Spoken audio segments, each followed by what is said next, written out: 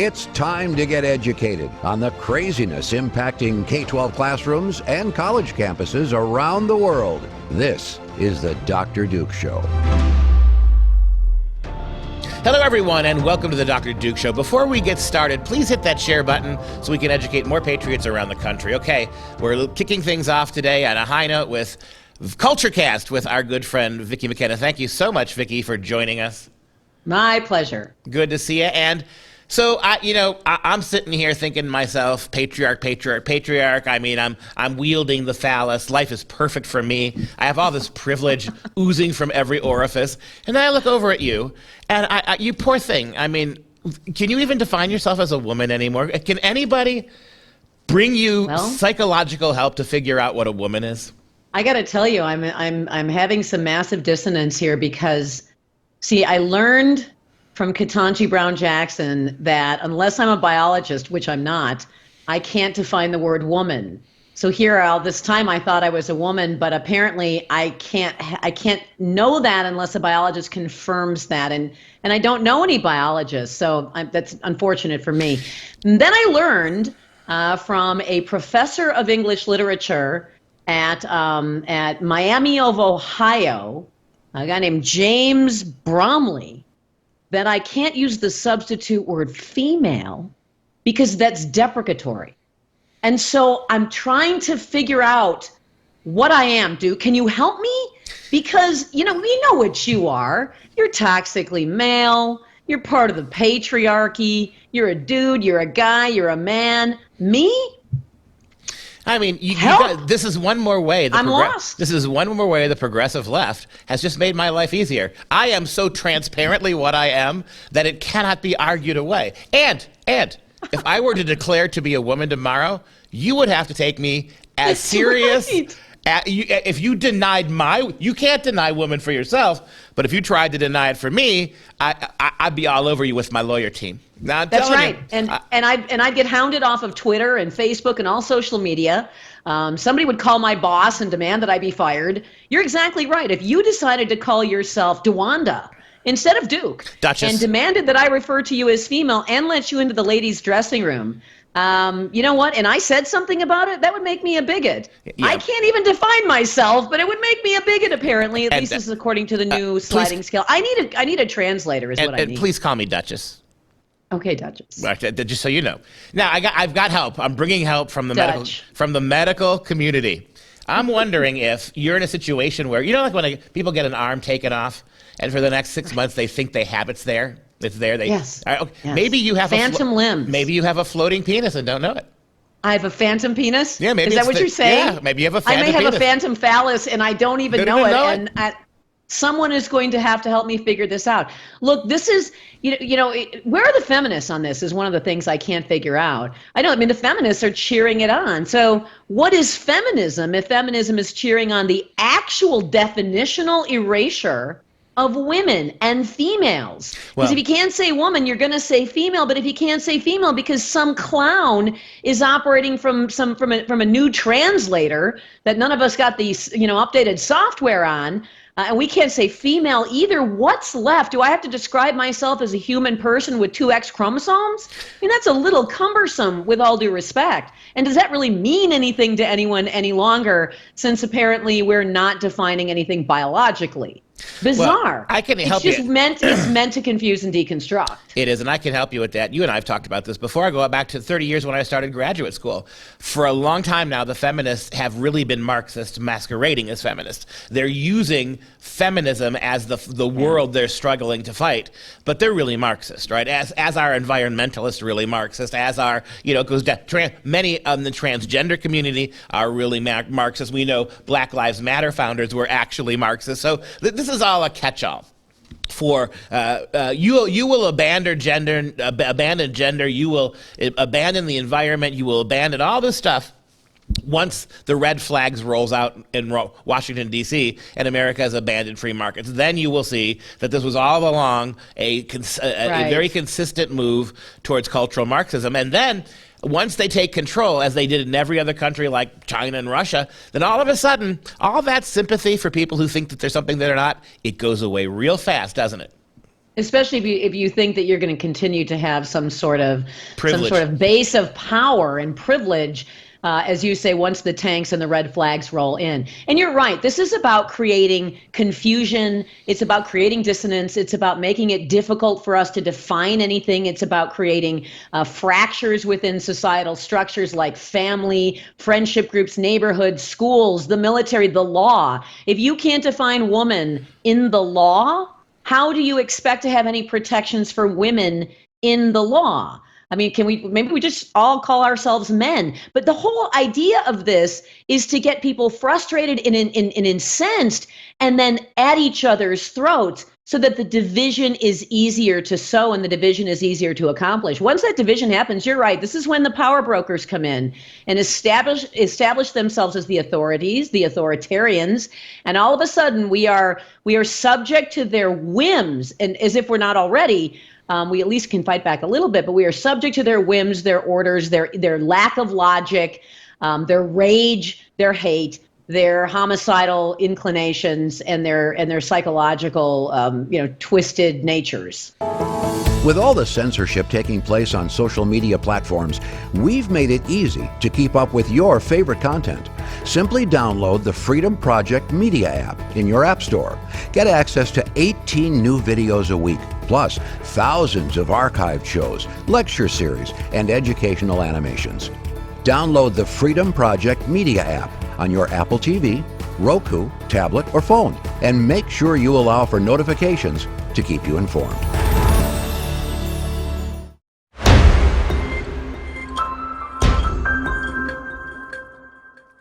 All right, back with Vicki McKenna for CultureCast. Vicki, so let's talk a little bit more about the culture and what's going on with this. Talk about our new Supreme Court Justice. It's a matter of time now.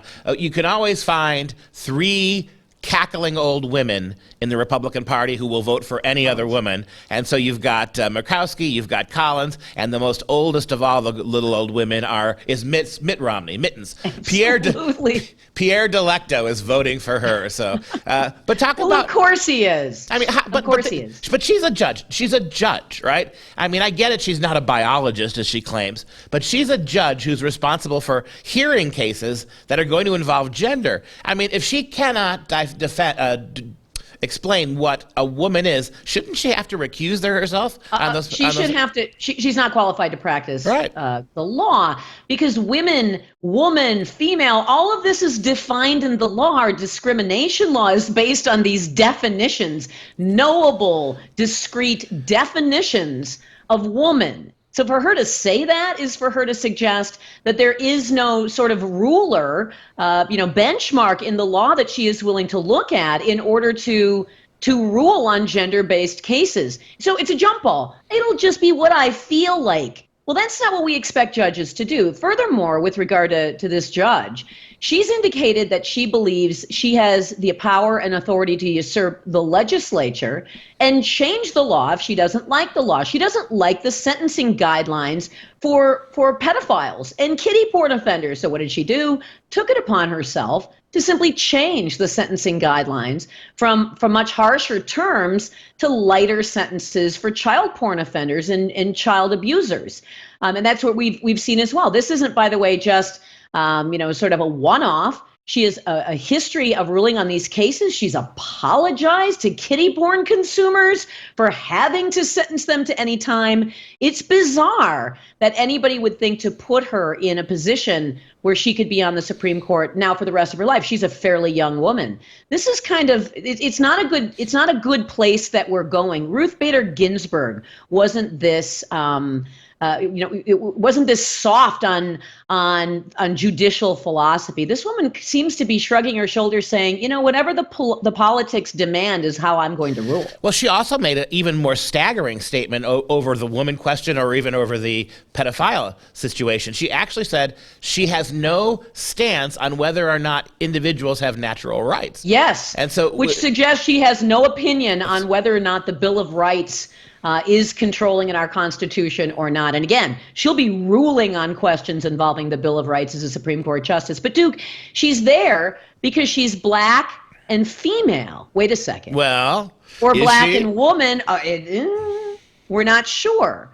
So the woman part, female part, I guess we put that aside because we can't really define it. And if we can't define something as immutable as biological sex, if we're not allowed to define that without experts, how about something like race, which is not as immutable? Race is not something that that you can't find ways to blend. You can't blend male and female, but you can blend black and white.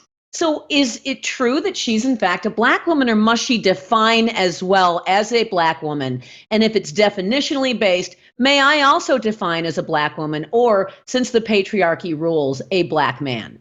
Yep. And you know what's even worse than all of this is every approach that she's talked about, those three cases, right? Wanting to rewrite pedophile law because she feels sympathy for them, number one. Number two, as a woman herself, a self-proclaimed woman, she's unable to define even what she is.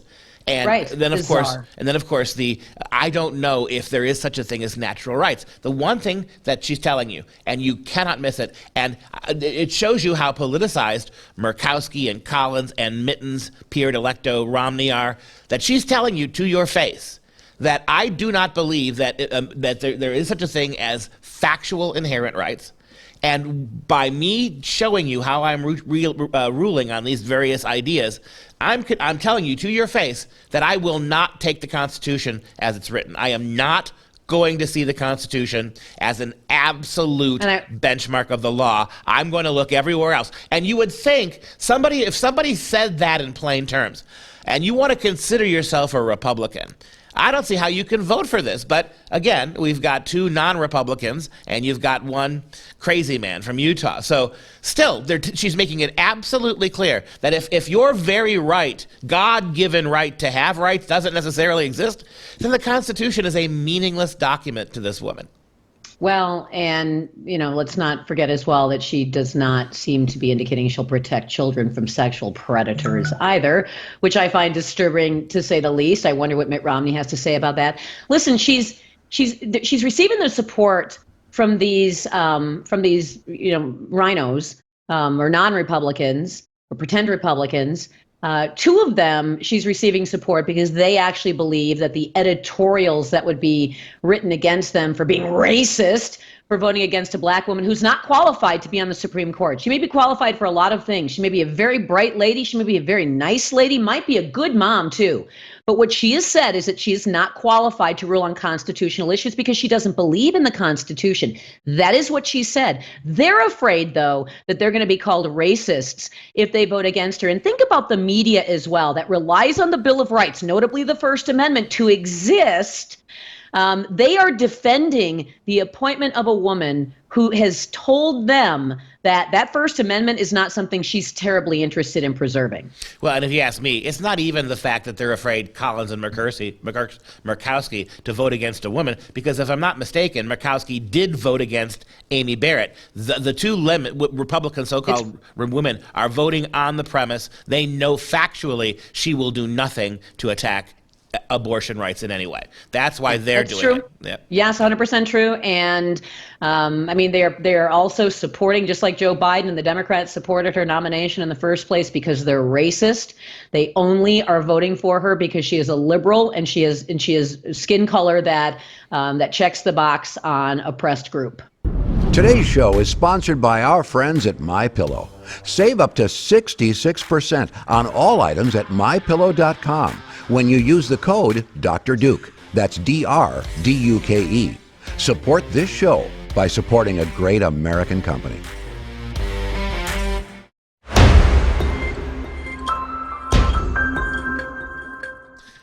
We are joined now by Scott Schara, the father of Grace Schara. And Scott, thank you for joining us again. We wanted to have you back on today because at the end of this week on Friday, there's going to be a rally for Grace at St. Elizabeth's Hospital in Appleton.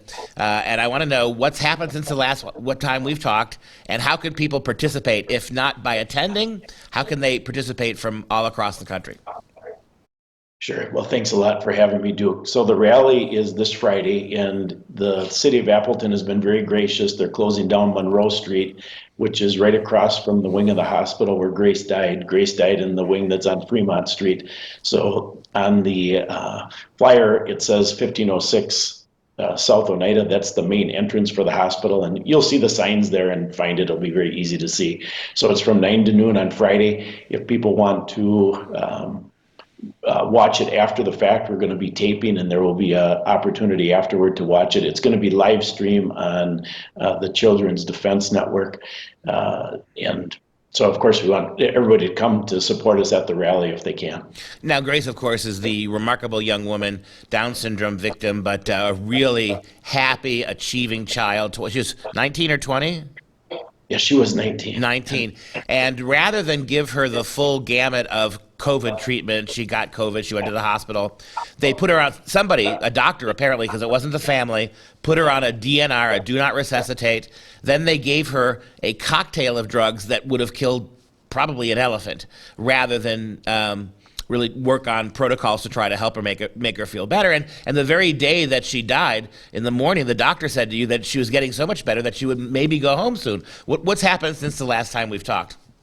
Yeah, that's a good introduction. He actually didn't say that maybe she'd go home soon, but he had said she had had such a good day the day before, they wanted to put her on a feeding tube, which they ended up doing. But before that, they strapped her down to the bed and used both of those as excuses to ratchet up the sedation drug they had her on for 4 days straight against the law, which is the package insert. So what we found out since then is at 10:48 that morning, Grace's last day, they ratcheted up the Precedex, which is the sedation drug, to maximum dose. At 10:56, 8 minutes later, the doctor entered a DNR order for Grace in the computer against our wishes. And that came back to haunt us, because when they gave her this combination of meds that, as you said, would have taken out an elephant, they did this in a 29-minute window starting at 5:46 that evening. So she was on max dose of Precedex, then they did 2 doses of lorazepam and then morphine. And then when they were challenged to save our daughter, they wouldn't come in the room. They just screamed back, "She's DNR." And that's because the doctor put this order on her. And, it's even worse than that, because there was an armed guard posted outside the room, which it's so strange. And this armed guard wasn't just passing by. He stood outside the nurse's window and watched my daughter, Jessica. Jessica climbed in Grace's bed after Grace died to hold her. And he watched her for 20 minutes. We found out a lot of these details from the medical malpractice nurse who Tom Renz enlisted to review these records. And she said during that window, it's likely that he stood outside and watched, because there was a time when Grace could have still been brought back to life and be resuscitated. So it's real sickening. It is very, very sickening. Let's show, we've got a short video from your own website. I'd like to take a moment to show anybody watching. Take a look at this.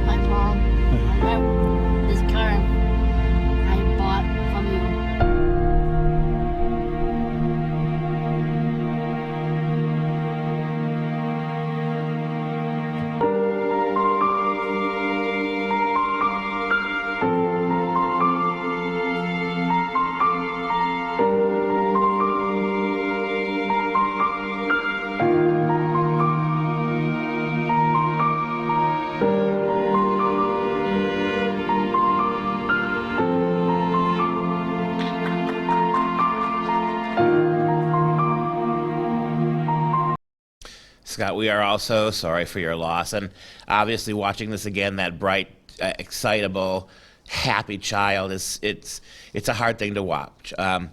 So tell us, who's going to be part of this rally? What do you think the message is going to be for Grace on Friday? there's a whole bunch of people who have graciously decided to fly in, and then the ones who can't are sending videos, and so those are all listed on the website. It's fantastic.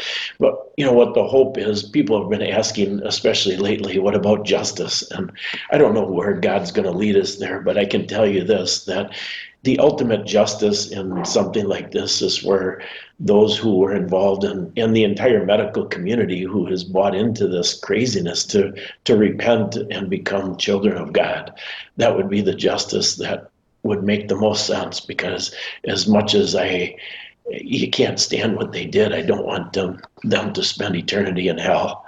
So that's what we're after. Duke, I can't watch that video. It's tough. God bless, and I'm praying that the Holy Spirit will be with your whole family this Friday. Thanks for your time today. Thank you, Duke.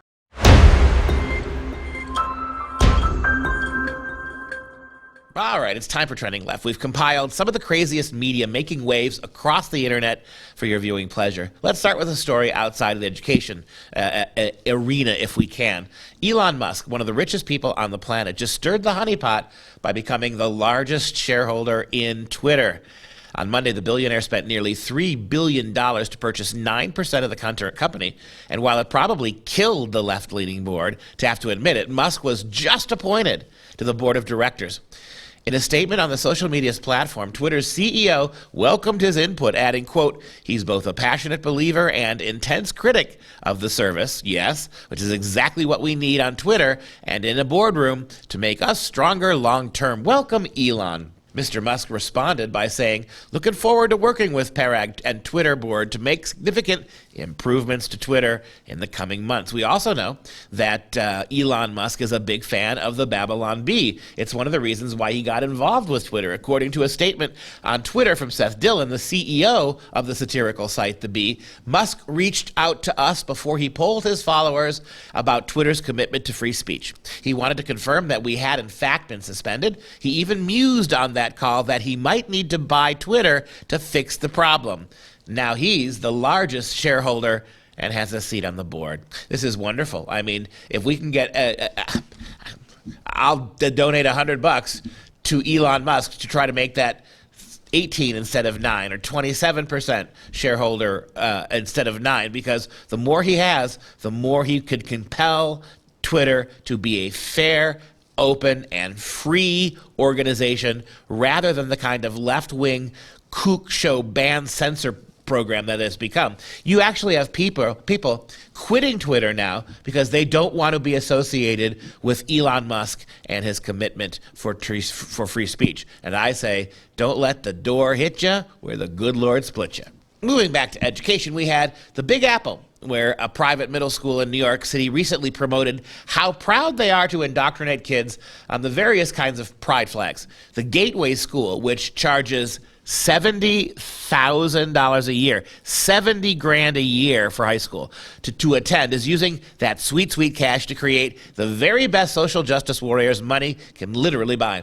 As you can see from their post, the school is teaching kids from a slide entitled "Beyond the Rainbow, Your Ultimate Guide to Pride Flags," and there are a dozen flags to showcase, including the original pride flag, 6-color pride flag, modern pride flag, transgender flag, non-binary flag, intersex flag, asexual flag, bisexual flag, lesbian flag, gay men flag, and pansexual flag. Every gender and sexuality is covered, except heterosexuals. I guess, wah, wah, wah, wah. You don't get one. You don't get a flag, kids, if you're just you. God help you. Next, we turn our attention to a preschool teacher, drag king, let that sink in, and member of the LGBTQ community. This individual recently posted a video saying she would not follow any law that prevents her from talking to 3-year-olds about LGBTQ pride. These are preschool teachers, mom and dad, and no government can stop them. Watch and learn. As a preschool teacher, a drag king, and as a member of the LGBTQ community, how do I feel about the new legislations for like the Don't Say Gay bill or the reporting of transgender kids? And while I don't see things like that too much in preschool, my opinion on it is that I don't care what the government tells me to do. I am going to do what I think is best for the health and safety. And that includes mental health and safety and emotional health and safety of my kids. I will never let any child come through my classroom feeling unloved or ashamed for who they are. We've been told again and again, if we didn't social distance, if we didn't stay home and stop going to church, we were anti-government and we should be punished. Those same people now are telling you under no circumstances will they listen to the government when the government tells them to stop indoctrinating 3-year-olds. What a wonderful world we live in. And moving to Kansas, where a teacher claims children as young as 5 years old should absolutely be exposed to LGBTQ issues because, quite frankly, quote, the research says there is no age too young to talk about anything. Now, I kind of think talking to 3-year-olds about nuclear physics, but nevertheless, kindergartners like his own child were given cell phones now. They're able to look things up online, so why not just be able to talk to them about anything, anytime? Watch this. And the research says that there is no age too young to talk about pretty much anything. If they know about it, they're ready to learn about it, right? So there is no, what we think is always age appropriate. It is if they don't know about it. If they haven't been exposed to it, then yeah, you can give them time to develop. But once they're exposed to it, and social media is going to do it, right? I know some kindergartners in the school with cell phones. Mine had a cell phone. And so they get access to information. They can learn quickly. The world is teaching them faster than probably you are. What a lot of word salad to simply say, hey, because kids can access media at younger and younger ages. There's nothing we can't talk about and nothing we can't teach them, especially when we're giving them the media that lets us talk to them in the first place. Which came first, the tranny or the egg? Not really sure. Finally, we wrap things up in Seattle, where the Museum of Pop Culture, yes, there is such a thing, is hosting a week-long camp entitled Dragtastic, the art of drag for kids 12 years old and up. The summary reads, calling all current and future kings and queens. Explore self-expression in Mopop's week-long Dragtastic summer camp. Led by Seattle performer Joshua Hancock, you'll investigate drag history and work together with local artists to create your own personas. You'll choose your name, explore hair and makeup techniques, and develop your character's stage presence. At the end of the week, celebrate your new drag personae with a private showcase. And that's going to do it for this show. I'm Duke, Dr. Duke, Until next time, you stay educated, my friends.